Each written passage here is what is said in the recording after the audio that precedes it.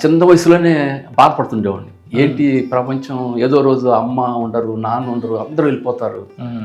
నేను ఒక పుస్తకంలో ఎక్కడో రామ బీజాన్ని పట్టుకున్నాను, మంత్రాన్ని. ఇంకా అక్కడి నుంచి నాకు రామ్ అనే శబ్దం అంతర్గత ఇదైపోయింది. ఇంకా నా పేరు ఆంజనేయస్వామి పేరు ఉంటుంది, నేను రామ అనే శబ్దానికి ఇలాగా కట్టుబడుతుంది. ఏంటి ఇది విచిత్రంగా ఉంది.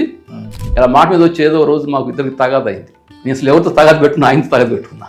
సరే ఇలా జరుగుతుంటే ఒక రోజు చెప్పాడు ఆయన, నేను ఈ ప్రపంచంలో ఆధ్యాత్మిక గురువుతో శిష్యుడు అవుతా ఉన్నాడు. నీ స్టన్ అయ్యా 1977 ఎప్పుడు. ఇలా కూర్చొని కళ్ళు మూసుకుంటే కళ్ళు ఎక్కడ చూస్తున్నాయి పైన. నేను కూర్చున్నాను, కింద కూర్చోన్నాడు, కూర్చున్నాను.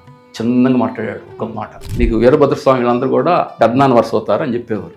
ఎవరిని కూడా ఏ పరిస్థితి వచ్చినా కూడా వాళ్ళు మామూలుగా నాటి ఏదైనా చేయి మాట్లాడు, కానీ చెప్పించడం ఉండకూడదు.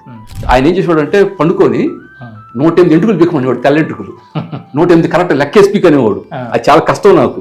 ఆయన ఏది చిన్న జుట్టు ఉండేది, ఆయన కూర్చోబెట్టి చిన్న ఒక్కొక్కటి పిక్కుంటూ వచ్చేవాడు.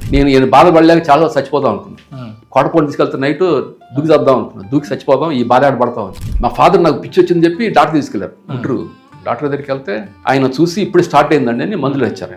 ఇంకోటి ఏంటంటే ఆ టార్చర్ పెడతాం వల్ల మన మనసు స్థితి కొండలు లేసినప్పుడు నిలబడుద్ది, నిలబడదు, లేకపోతే పిచ్చెక్కి వెళ్ళిపోతారండి. పాము శబ్దంతో నా సుషుమ్నంలోకి కిందకి వెళ్ళిపోయింది మొత్తం శక్తి అంతా, దిగిపోయింది.